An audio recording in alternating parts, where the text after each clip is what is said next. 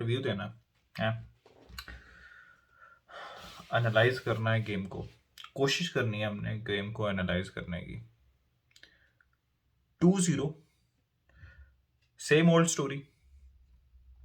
क्या same old story है? Question है ये, मैं नहीं कह रहा कि सेम ओल्ड स्टोरी है, क्वेश्चन है ये मेरा। स्टैट्स है मेरे सामने, आपको पता ही होंगे, फिर भी मैं बता देता हूं। 18 shots on target from Barcelona in comparison to 30 shot, not on target, 18 shots, 13 shots from Bayern, 4 on target from Barcelona, 4 on target from Bayern, 2 goals from Bayern, no goals from Barcelona.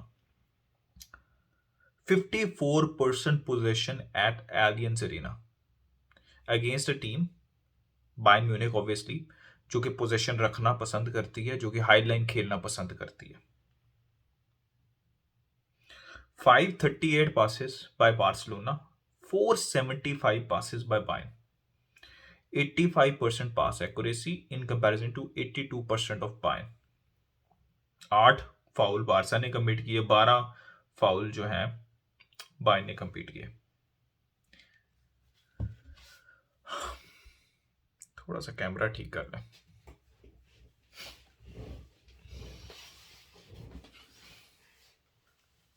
सबसे पहले तो मैंने आप लोगों को कहा था कि ये गेम इजी नहीं होने वाला।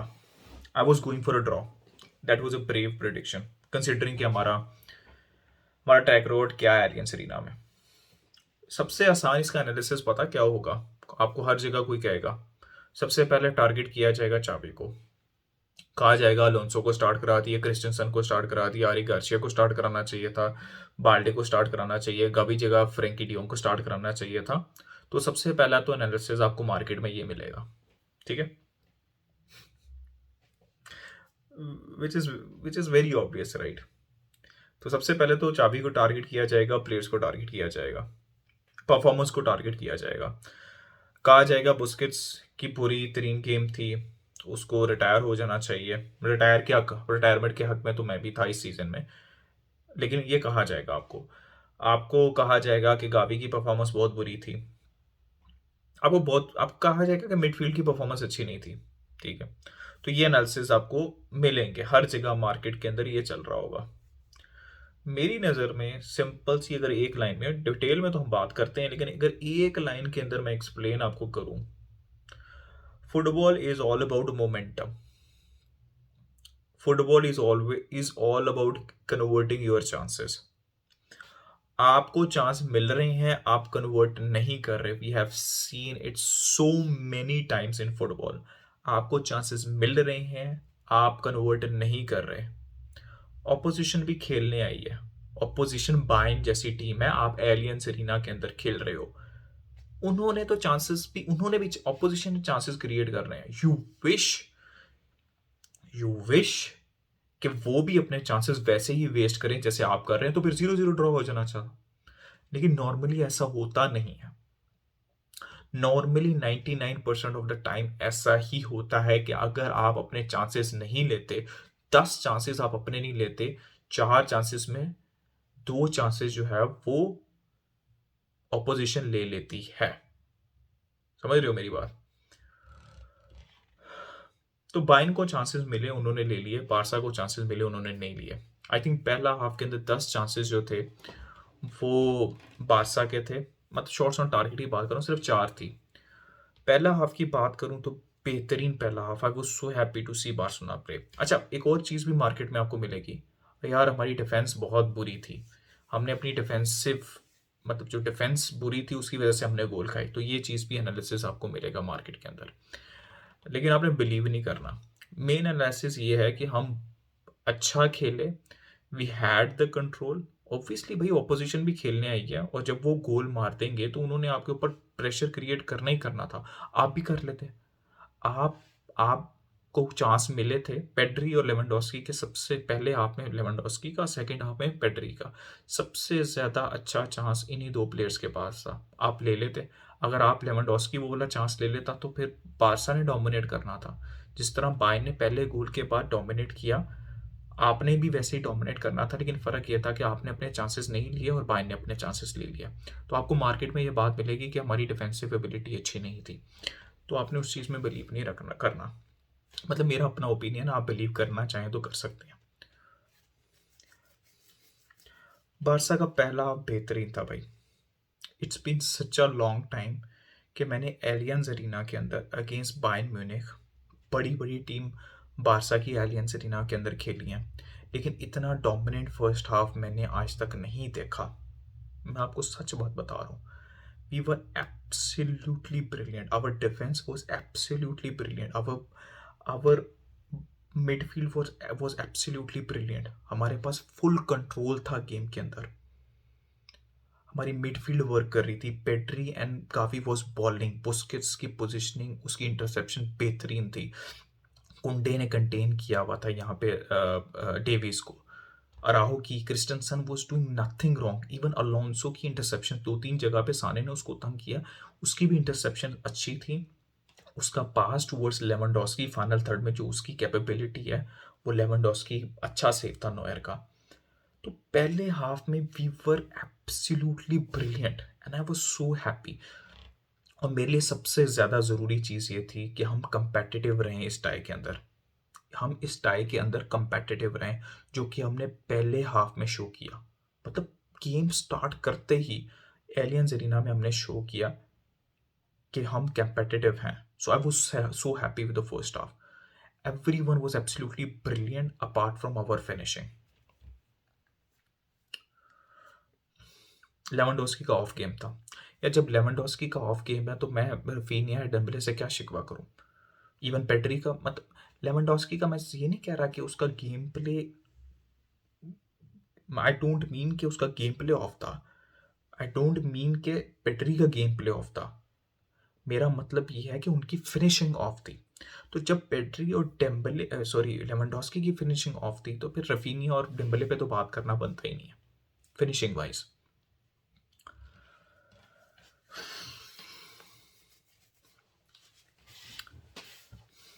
अब बात कर लेते हैं विंगर्स के ऊपर, डेम्बले और रफीनिया के ऊपर। रफीनिया के पास 2 चांसेस थे आउटसाइड द बॉक्स। बॉक्स के अंदर तो कोई चांस ही नहीं था, कोई 1-on-1 उसने चांस मिस किया हो तो मैं उसके ऊपर क्रिटिसिज्म करूं।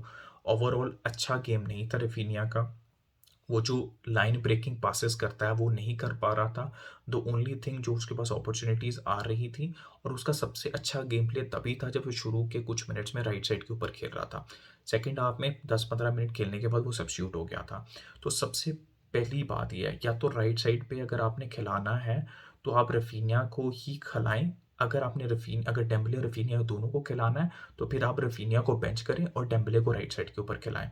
आप या तो आप डेम्बले को लेफ्ट पे खिलाएं और रफीनिया को राइट पे खिलाएं। अगर आपने रफीनिया को नहीं खिलाना तब आप डेम्बले को राइट के ऊपर खिलाएं। ठीक है, रफीनिया को राइट पे ही खेलना है, ये आपको समझ लेनी चाहिए। अगर आप रफीनिया को फिर बेंच करें और आंसू फाटी को लेके आए, या फिर आंसू फाटी को स्टार्ट कराएं, तो ये तो एक सिंपल सी बात है। ठीक है, ये तो होगी रफीनिया का केस। ही ट्राइड, उसने शॉट मारे, 1-2 अच्छे शॉट थे, it could have gone in, लेकिन उसका गेम ओवरऑल इतना अच्छा नहीं था, इंप्रेसिव नहीं था। अब बात कर लेते हैं डेम्बले पे। एस्थेटिक्स बहुत अच्छी हैं लड़के की। 90 मिनट्स में से 80 मिनट्स जो है ही लूजेस द बॉल, लेकिन एक बहुत उसके पास एक नेचुरल एबिलिटी है to score goals, to to have that burst of speed, या फिर एक बेहतरीन क्रॉस डाल देना जो कि गोल कर दे, लेवेंडोस्की गोल कर दे। उसके पास वो इंसेन एबिलिटी है, लेकिन आप लोगों को समझ नहीं लगती। अगर आप लोग वाकई बारसा के सिस्टम को समझें, या फिर आप चावी जिस तरह की फुटबॉल खिलाना चाह रहा है उसको आप समझें, चावी would be furious with Dembele in this game. मैं आपको एटलीस्ट 8 इंसिडेंट ऐसे दिखा सकता हूँ मिनिमम, जिसमें डेम्बले ने बॉल लूज की और हमें काउंटर पड़ा, जिसमें से 2-3 में गावी ने टेक्टिकल फाउलिंग करके आपको बचाया, और 2-3 ऐसी सिचुएशंस बन गई थी जिसमें गोल हो सकता था। डेम्बले को इम्प्रूव करना पड़ेगा। उसके पास इंसेन एबिलिटी है, पोस्ट ऑफ स्पीड है, दोनों उसके पैर काम करते हैं। ही हैज़ चाबी, उसको पता क्यों खिलाता है, उसको पता है कि ये किसी भी मोमेंट अच्छा नहीं भी खेल रहा होगा ना, he can change everything for you. ये रीज़न है जिसकी वजह से चावी उसको खिलाता है। लेकिन वो आपका गेम प्ले, आपका रिदम ब्रेक कर देता है। वो एक एक्स्ट्रा प्रेशर रखता है मिडफील्डर्स के ऊपर, आपकी बैकलाइन के ऊपर, कि अगर बॉल गिव अवे होगी इंपॉर्टेंट एरियाज में तो पीछे काउंटर पड़ेगा, अटैक पड़ेगा। डेम्बले को इम्प्रूव करना पड़ेगा, और ये बड़ा गेम था, उसको परफॉर्म करना है, ठीक है। अगर सीरियसली लेना है ना, और वो चाहता है, और उसके जो फैंस हैं वो चाहते हैं कि डेम्बले को सीरियसली लिया जाए, तो ये था बड़ा गेम जिसमें उसको प्रूव करना था। और बाइन हाईलाइन खेल रही थी, ये उसके पास परफेक्ट अपॉर्चुनिटी थी। जिस तरह की गेम प्ले वो इस तरह का गेम प्ले उसको सूट करता था। तो गाइस अभी भी डेम्बले की बड़ी गेम में परफॉर्मेंस नहीं आई, तो देखते हैं कि कैंप नु पे आती है या नहीं आती।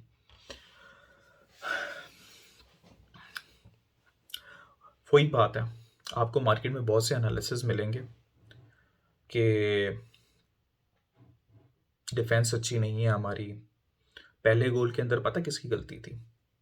तो फर्स्ट ऑफ ऑल तो हमारी सबसे बड़ी गलती, आपको ये बहुत सुनने को मिलेगा कि चावी ने अलोंसो को खिलाया, चावी ने क्रिस्टनसन को खिलाया, फ्रैंकी को नहीं खिलाया, फिर हमारे डिफेंस ने अच्छा नहीं खेला, फिर हमारे मिडफील्डर्स ने अच्छा नहीं खेला। ये सब कुछ मिलेगा आपको मार्केट के अंदर।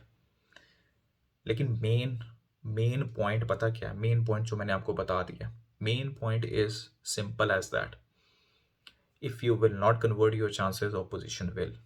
We had a very very good game, और मुझे कोई डिसअपॉइंटमेंट नहीं। आई एम डिसअपॉइंटेड कि बारसा जीत नहीं पाई game, because this was the perfect opportunity to have your first win against Bayern at their home.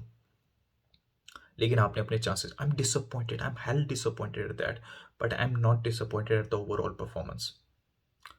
मैंने आपको हमेशा कहा था आप हार भी चाहें, प्रोग्रेशन दिखनी चाहिए, प्रोग्रेशन दिखी, but I am disappointed at the conversion rate. पहले गोल के अंदर लोग बहुत एनालिसिस करेंगे, पहले गोल के अंदर याद रखना, क्लोजली देख लो उस गोल को, टर स्टेगन की गलती थी उस गोल के अंदर। बहुत अच्छी बॉल थी, बहुत पेस के साथ बॉल आ रही थी, it was too close to the keeper, ter Stegen was मतलब वॉज इन बिटवीन, उसको इस बॉल के ऊपर जाके सेव करना चाहिए था। वो टर स्टेगन की गलती थी, आप डिफेंडर्स को ब्लेम नहीं कर सकते। उसके बाद तो फिर प्रेशर क्रिएट किया ना बायर्न ने, और फिर साने ने वो गोल मार दिया। वहाँ पे स्पेस बहुत ज़्यादा थी, लेकिन यार मतलब यार आप समझो, बायर्न जैसी टीम 4 से 5 अच्छे चांसेस तो क्रिएट करेगी, उसमें से उन्होंने 2 गोल कर दिए। आपने 10 चांस अच्छे क्रिएट किया, आपने 1 गोल भी नहीं किया। तो आप ये एक्सपेक्टेशन मत रखो कि बायर्न ने 3-4 भी अच्छे चांस क्रिएट नहीं करने थे, वो तो करने थे भाई।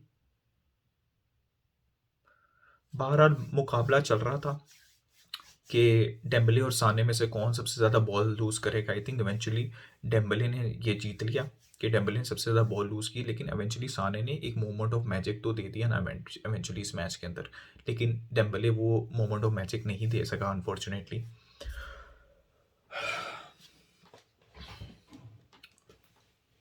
तो गाइस ठीक है, फिर हो गया। Again as a set progression देखने को मिली।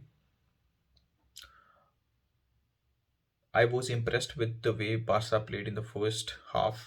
चांसेस कन्वर्ट करने चाहिए थे, चांसेस कन्वर्ट नहीं किए। We have only ourselves to blame, किसी और को ब्लेम नहीं आप कर सकते। प्लेयर्स को खुद ब्लेम लेना पड़ेगा, आप चावी को भी ब्लेम नहीं कर सकते। जो लोग चावी को ब्लेम करेंगे ना, इससे बड़ी बेवकूफ़ी कोई नहीं होगी। आपको प्लेयर्स को, यार जो हमारे फॉरवर्ड प्लेयर्स हैं, पेड्री को मैं इंक्लूड कर रहा हूँ, गावी को इंक्लूड कर रहा हूँ मैं इसके अंदर, मैं फेरन टोरेस को इंक्लूड कर रहा हूँ, टेम्पले, रफीनिया, लेवेंडोस्की इवन। आपने चांसेस नहीं कन्वर्ट किए, आप जीते नहीं game, simple as that. Blame किसको देना है? आपने डिफेंस को ब्लेम देना है।